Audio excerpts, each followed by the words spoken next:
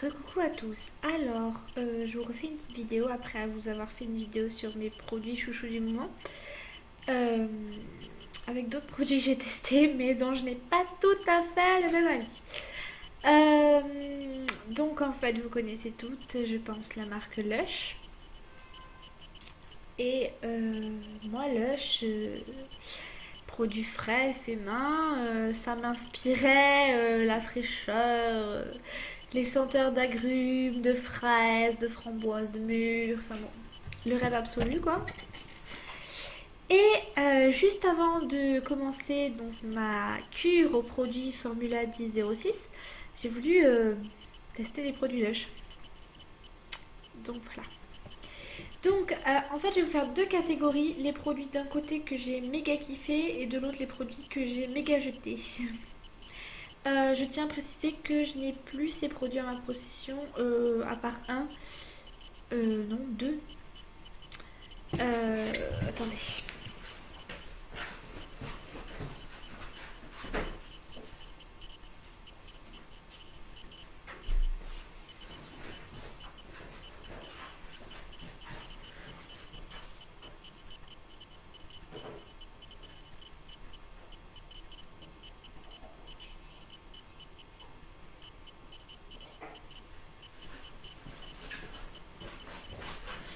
Voilà, pour la très simple et bonne raison que les autres, je les ai jetés. Donc, je vais commencer par les produits qui m'ont plu. Et je finirai par le désastre du siècle. Donc, en premier, je me suis commandé un savon. Donc là, c'est des savons à la coupe de 100 grammes, donc c'est des gros pavés, mais là j'en ai qu'un petit bout en fait parce que donc je l'ai coupé. Au citron qui s'appelle, je sais même plus comment. Attendez, je vais vous trouver ça. Lush. Donc en attendant, c'est donc un petit savon qui sent le citron, qui sent très bon. Franchement, j'adore l'odeur du citron, c'est une odeur qui ne me dérange pas du tout. Et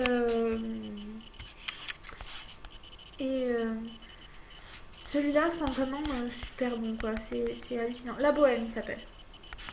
Voilà. Donc la Bohème, 100 grammes, il vaut 4,80 €. Et donc c'est un savon dont je me servais avant ça pour nettoyer mon visage, enlever les traces de démaquillant à l'huile.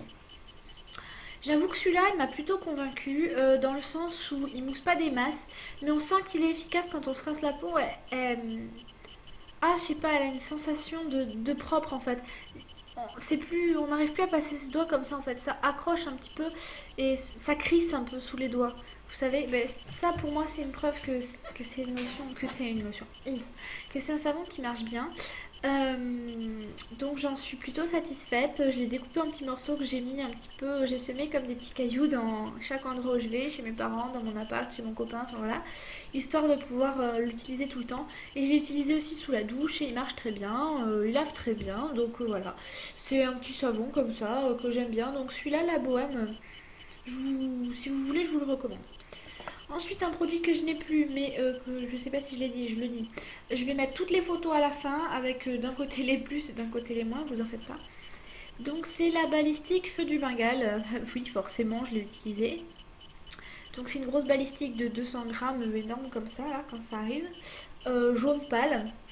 Et en fait, quand on le met dans son bain, ça crépite, ça pétille, ça devient jaune. Et puis au centre, le cœur est bleu.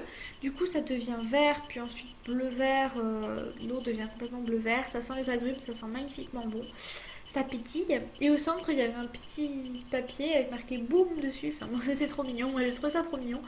Et j'ai passé un très bon moment dans mon bain. Je l'ai coupé en deux parce que bon, une demi, c'est largement suffisant pour ma baignoire. Euh, donc voilà, donc cette balistique là, je ne peux pas vous la montrer. Il n'empêche que je l'ai trouvée très très bien les deux fois où je l'ai utilisée. Ça m'a détendu, ça sent très bon et j'ai beaucoup aimé. Passons maintenant au produit qui ne m'a rien fait. On va faire dans l'ordre des croissants. Donc j'ai pris donc des produits sinon pour le teint pour essayer de corriger mes problèmes de peau. Et j'ai donc pris une crème Impérialis. Donc le produit a été fait par Jack. Non, voilà. Qui est donc une crème à la lavande à la fleur d'oranger qui est censé contrôler l'excès de sébum. Donc vous voyez, elle est rose pâle comme ça. Non mais comme ça, elle a une bonne tête la crème, hein. Et alors, en fait, moi je m'attendais à une crème qui sente méga bon. Et en fait, ça pue vachement. Enfin, je trouve que l'odeur de la lavande là-dedans sent vraiment pas bon. Et surtout, donc je l'ai utilisé sur ma peau quelques jours. Ça m'a rien rééquilibré du tout, quoi. Je veux dire, les zones grasses, elles sont toujours. Enfin, les zones où il y a du sébum sont toujours pleines de sébum. Et les zones sèches sont toujours archi sèches. Donc, en gros, c'est une crème qui n'est pas assez hydratante d'un côté et trop hydratante de l'autre. Enfin, vous voyez ce que je veux dire? Elle est à la fois trop fluide et pas assez fluide. Donc, franchement, sur ma peau, aucun intérêt de cette crème. Elle est neuve, je m'en suis servie, quoi, genre 3 fois. Et ça m'a vraiment rien fait du tout. Donc, je la laisse tomber. Je pense pas que je vais la vendre parce que je vois pas l'intérêt. Euh, je sais pas. Bref, je m'en suis pas servie. Et donc les deux produits qui restent ne sont plus de ce monde puisque je les ai jetés. Pas à contre-cœur du tout.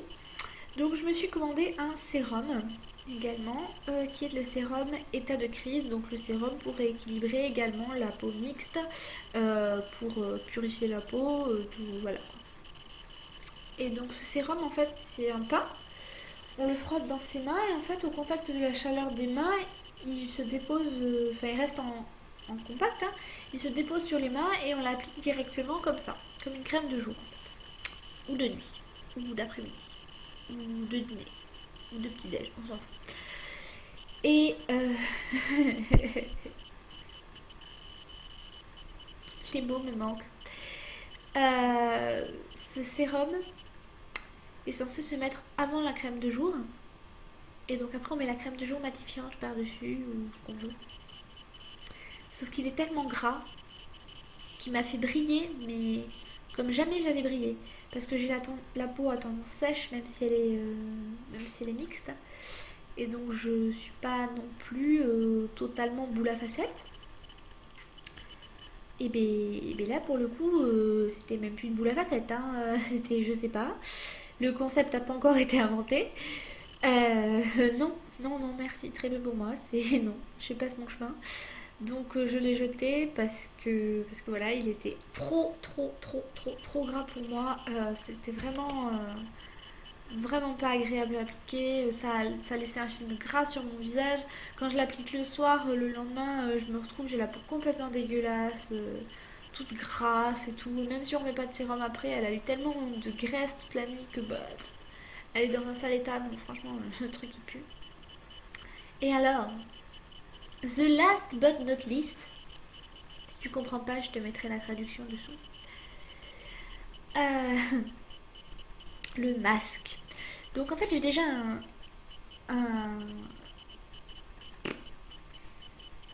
gommage qui est celui de chez Neutrogena au pamplemousse, qui est très efficace, qui sent très bon, qui est très doux. Bon, bref, je vais pas vous faire l'apologie du gommage Neutrogena, mais bon, il est très bien. Et je voulais un masque parce que j'avais envie de tester les masques. Parce que j'en ai jamais eu, enfin si, mais j'en ai eu un qui me filait des boutons, donc je l'ai arrêté.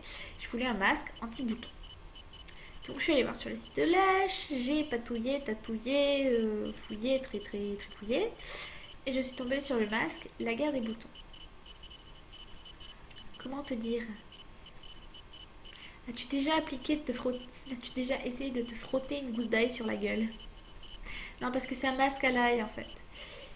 Et moi je l'ai lu ça que c'était un masque à l'ail, je l'ai vu en plus après dans les composants. Mais en fait, comme il y avait de la lavande, je sais plus quoi, des huiles essentielles et tout, je me suis dit mais ça va pas sentir l'ail quoi.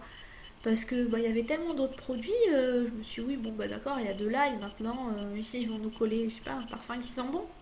Bah non. Du coup j'ai appliqué mon masque juste après manger. Partout, même là, ici. Là où t'es sûr que tu le sens pendant 15 ans, là et là, comme ça, là. Ben, je suis allée vomir. Le gros désastre cosmétique du monde. Ça sent tellement fort et tellement mauvais l'ail mélangé à je sais pas quoi que moi ça m'a tourné l'estomac et ça m'a franchement fait vomir. Du coup j'ai vite fait retirer le masque et je l'ai vite jeté parce que alors celui-là c'est même pas la peine que j'essaie de le vendre ou d'en faire quelque chose parce que c'est vraiment c'est ignoble. Je sais pas. J'en ai lu du bien de ce masque, mais il y a peut-être des gens qui sentent pas, qui ont pas d'odorat, je sais pas. Moi je sais pas, mais ça m'a. Alors je sais, je me tripote beaucoup les cheveux, mais en fait, ils retombent un peu dans ma gueule. Et jusqu'à ce que j'aille chez le coiffeur, en fait, et ben, je vais faire ça. Voilà, à la Kristen Stewart. Oh, genre, je suis amoureuse d'un vampire. Oh ouais, trop beau. En plus, le mec, il sait pas se coiffer, ça tombe bien, moi non plus. Bref. Et joli. Voilà. Et donc oui, pour en revenir au masque, ben, je l'ai jeté tellement ça m'a horrifiée. Et même, très franchement, le lendemain, j'ai eu du mal à avaler quoi que ce soit parce que j'avais encore cette odeur d'ail dans le nez partout et mon dieu. Donc voilà, c'était Lush, la catastrophe cosmétique du siècle, j'ai envie de dire. Donc je crois que je continuerai Lush pour les balistiques et les produits pour la douche et pour le bain. Euh, mais sûrement pas pour les produits pour le teint. Parce que en plus, genre cette crème là, il y a quoi? Il y a 45 grammes dedans. Donc 45 grammes, je sais pas ce que ça fait en millilitres. Mais bon, c'est pas des masses. Et 45 grammes de crème comme ça vaut 16,75 €. Donc ça fait quand même cher le truc. La guerre des boutons, je sais plus combien il vaut. Je peux vous trouver ça si vous voulez. Hop là, hop. Visage. Masque. La guerre des boutons vaut 10,75 €. Enfin bon, tout au-dessus de 10 €. Au bout d'un moment, ça revient vraiment très cher. Moi je me souviens que ma commande j'en avais pour 61 € et quelques. Donc c'est hallucinant. Là avec 4 produits de chez Formula, j'en ai pour même pas 40 €. Pardon. Tout bon, le choix est vite fait. Euh, Donc voilà, c'est ce que j'avais envie de dire. Moi, ma première expérience Lush, j'ai été très déçue. Bon, bien sûr, j'ai entendu plein de fois que les produits Lush, il fallait les sentir d'abord et se faire une idée vraie, je veux dire, pas se contenter du site internet d'abord. Maintenant, moi, j'avais envie de tester la chose. J'ai testé la chose. J'ai envie de dire qu'on apprend que par ses propres conneries. Donc maintenant, je sais que le masque à l'ail, on bannit. Et puis voilà, donc j'espère que cette petite vidéo pourra vous aider si jamais vous avez envie de commander des produits Lush. Finalement la crème impérialiste, je crois que je vais la donner à quelqu'un. Donc si quelqu'un la veut, je veux bien lui envoyer. Enfin il paiera les frais de port, mais c'est genre un truc ça se casse pas, donc il ne paiera pas grand chose quoi. Euh, donc voilà, si quelqu'un a envie de tester. Moi je vous recommande plutôt les produits Formula 1006 maintenant, chacun son avis. C'était ma petite revue Lush, j'espère que ça vous aura intéressé.